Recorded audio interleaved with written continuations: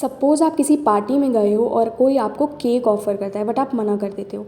फिर बाद में जब आप सबको केक खाते हुए देखते हो तब आपके मुंह में पानी आ जाता है। इसी सिंपल से एग्जाम्पल से आज हम समझेंगे अपने इस सिंपल से कॉन्सेप्ट को, that is doctrine of waiver.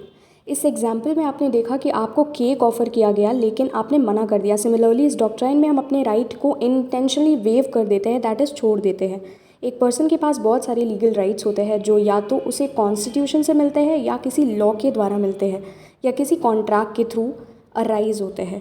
और वेवर का मतलब होता है कि जब एक पर्सन इंटेंशनली और पूरे नॉलेज के साथ अपने राइट को छोड़ देता है और एक्सरसाइज नहीं करता है। अगर कोई पर्सन अपने राइट को वॉलंटरली छोड़ देता है देन फिर वो उसे क्लेम नहीं कर सकता है। सो दो कंडीशंस जो ज़रूरी है किसी भी राइट को वेव ऑफ करने के लिए, वो है कि पहली कि पर्सन वॉलंटली अपने राइट को छोड़ रहा हो, आपने केक अपनी मर्ज़ी से छोड़ा था, किसी ने आपको बोला तो नहीं था।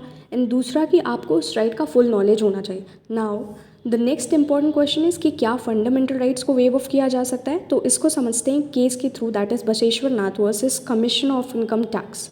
इस केस में क्या हुआ था कि बसवेश्वर नाथ थे जो कि टैक्स इवेट कर रहे थे और इसका पता कमिश्नर ऑफ इनकम टैक्स को चला। तो सेंट्रल गवर्नमेंट ने ऑर्डर पास किया कि उनके मैटर में इन्वेस्टिगेशन किया जाए under section 5(1) of the act.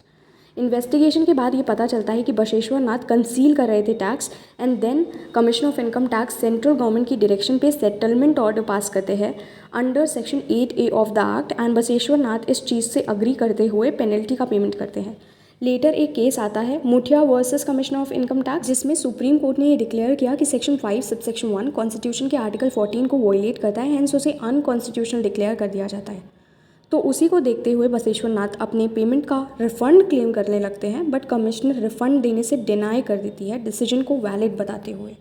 और क्योंकि वो कमीशन के डिसीजन से सेटिस्फाइड नहीं थे, उन्होंने सुप्रीम कोर्ट में अपील फाइल किया। अब यहाँ पर दो इश्यूज़ रेज हुए। फर्स्ट की जो सेटलमेंट हुआ था सेक्शन 8 के अंदर वो वैलिड है या नहीं, एंड वेदर सेक्शन 5 आर्टिकल 14 के प्रोविजंस को वॉयलेट करता है या नहीं, एंड सेकंड क्या पर्सन अपने फंडामेंटल राइट्स को वेव ऑफ कर सकता है।